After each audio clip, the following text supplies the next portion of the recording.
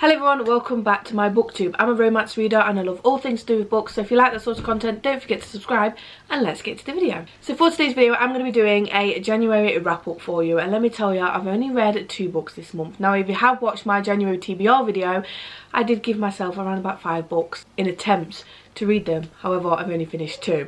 But I'm currently around about halfway-ish of 2 books as well. I am going to include them in the video as well. So the first one I read this month was Hooked. Now, oh my god, let me tell you, this book, I was not expecting what I read, to be honest, because I went in it kind of blind. I didn't realise it was a retelling of Peter Pan, and I think if I was to have known it was a retelling of Peter Pan, then I don't think I would have read it. But because I didn't, I started reading it. I was a bit like, oh, I don't know if I'm going to like it. Let me tell you, by the end of it, I was like...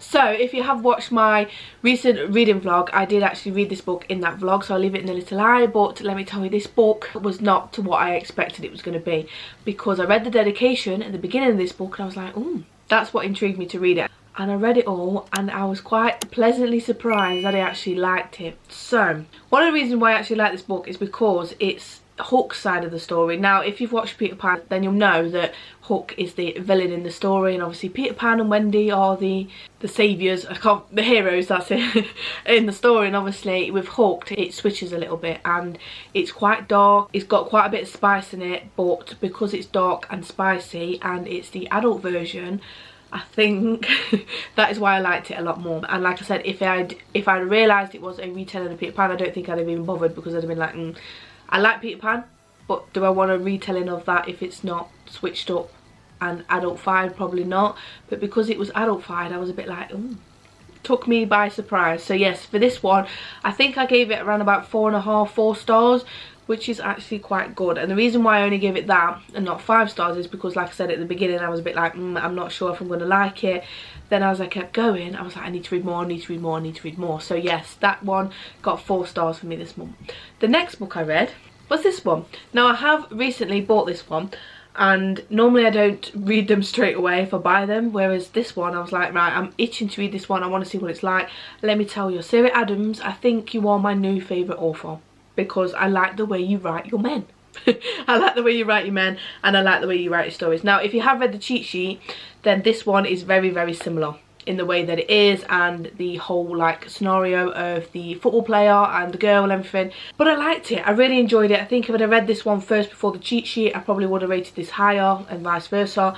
But this one for me got 4 stars because I did really enjoy it. It did take me a while to read it, and it's not because I didn't enjoy it, it was just I just kept falling asleep, and I was like, I just have no energy to pick up this book. And once I started reading, my eyes were closed. So that's why it took me a little bit longer. But let me tell you, this one, if you like your sweet fluffy romancers and you are a fan of Sarah Adams and the way that she writes, then I suggest this one, because this one is just as good.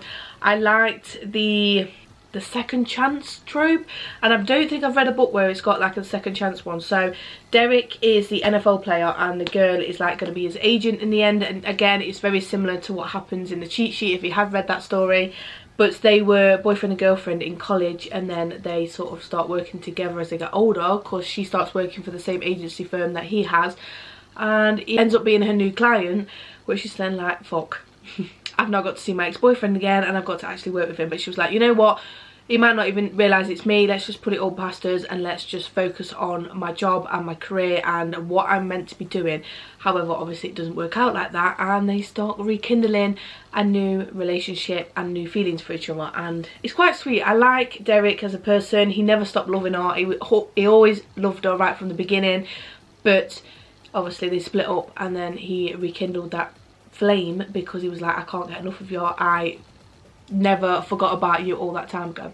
So yes, I think this is really nice. I have dog-eared some of this book, which I don't like doing that, but I just didn't have my tabs on me, so I think my tabs are going to go in this book, and I'm going to keep this one along with the cheat sheet, because I would more than happily read this again, because it was quite a sweet romance and quite a fluffy one. So yes, I have read the rulebook as well. Then the other 2 books I have been reading, I haven't quite finished yet, but I've been reading Twisted Hate and Butcher and Blackbird. And let me tell you, now normally I don't like to read 2 at the same time. I get quite confused on the plots, and I can't sit and focus if I'm reading another book and then reading another one as well. But with this one, I managed to do it because Twisted Hate is obviously part of the Twisted series. Now, if you've watched some of my videos, then you'll know that I absolutely fell in love with Twisted Games. It's one of my favourite stories ever in a series so far, and oh, I just love Reese and Bridget.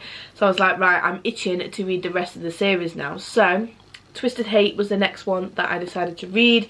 I am around about 40% of the way through. It's just got to the bit where they're starting to do something together and the characters are starting to become something. And to be honest, at the minute, I'm not 100% sure on whether I enjoying this as much as the other two.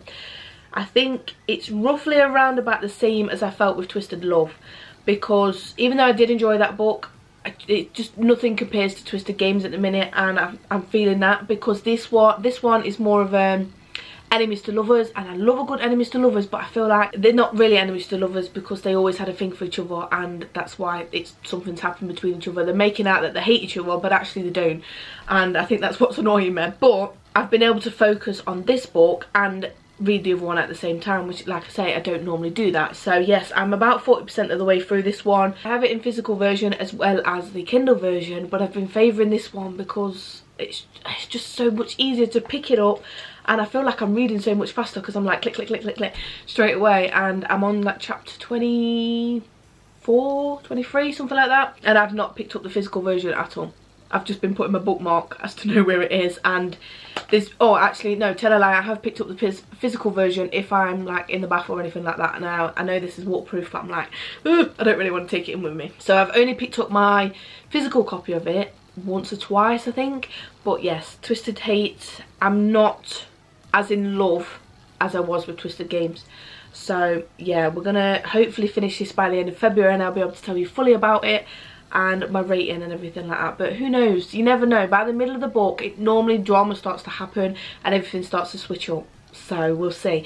But that's my rating so far. And then Butter and Blackbird, let me tell you, I bought this on Kindle because it was in the 99p deals, and I was like, I need this book because this is the one that sounds really good, because when I went into Waterstones I was like, oh, this is a bit of me, like it's a bit of thriller, it's a bit of a romance. And even though I've only recently delved into thrillers, I thought I need to read other authors rather than Freida McFadden. So I started listening to it, and I have recently bought Audible because I was like, you know what, I'm sick of playing my Spotify playlist in my car. I am going to be listening to this story instead. And let me tell you, it is fucked up. It is a very fucked up story, and right from the beginning, you know, it's about two serial killers that basically obviously get together. As far as I know, I mean, where I'm at, they haven't got together yet, but it's about two serial killers. Now, what I liked about the story is the fact that even though it is about two serial killers, they're not doing it because of the sake of it. They're not going out just randomly, you know, slicing people up and doing whatever. They're doing it for a reason. It's because they are, you know, people that aren't very nice in the world, such as murderers, rapists, that sort of thing, and they are going out and obviously sorting them out, and it's a serial killer sort of way like that, and they come together because of that. And he does the same thing as her, but he's in awe of her because he's heard about her, and he's like, oh my god, I knew it was a woman, I knew I was right. And she's like, well, yeah, I'm a woman, and the media has took her as a bloke, and actually it's not, it's actually a woman. And then vice versa, he is the butcher, so he's classed as a butcher, she's classed as the Blackbird. However, her name's not actually Blackbird to the media and to the known of a serial killer, it's the Orb Weaver, but he's called her Blackbird. He's the sort of like the nicknamed her Blackbird, and I'm enjoying it. I think when I first started I was like, this is so messed up, like it's really really, oh, like, you know, because it was like I was listening to it, and as I was listening to it there was a bit more depth in the way that we're speaking and stuff like that, and I was a bit like, this is a bit cringe at listening to this at 7 o'clock in the morning while I'm driving to work. But as I've gone on in the chapters a bit more now, I feel like I'm liking it. The only thing that's doing my head in is the fact that it keeps skipping time frames. So like, they don't meet up every 5 minutes. They are doing this sort of game, they're doing this sort of competition where they're trying to find this person, and whoever gets them to them first is the one that, you know, them. But they're only seeing each other like every year or whatever, and then it keeps skipping like that, and then when there's a point where they're like, oh my god, they're gonna get together, it's like, no. And I'm like, oh my god. And I think that's happened 3 times now, and I'm like, oh, please just do something about it, because clearly you're both feeling the same thing but you're not sort of progressing in it. And I feel like this is the bit where I'm like, right, it needs to pick up a bit, otherwise I'm just gonna stop. because if it's going to keep skipping ahead like that and nothing happens, there's no progress in it, that I'm like, is there any point? But yeah, that's the only books I've read this month, so this video is probably going to be the shortest video in the world, and I was hoping to read more, like I said in my January TBR, but who cares? Reading is not a competition. It's not about how many books you've read. If you've read 1, 2, 3, 4, 5, whatever, it doesn't really matter. At the end of the day, if you want to read them books and you like them books and you want to pick them up and sit there and read 20 of them, then you read 20 of them. If you've only read 1, it's just 1. It doesn't really matter. But like I say, I gave myself that sort of point to try and read them books, and I haven't. But the ones that I haven't read will get moved on to next month, like I said. So yeah, they are all the books that I've read this month. I am hoping to try and move on to more books this month, but we're gonna see, because you never know.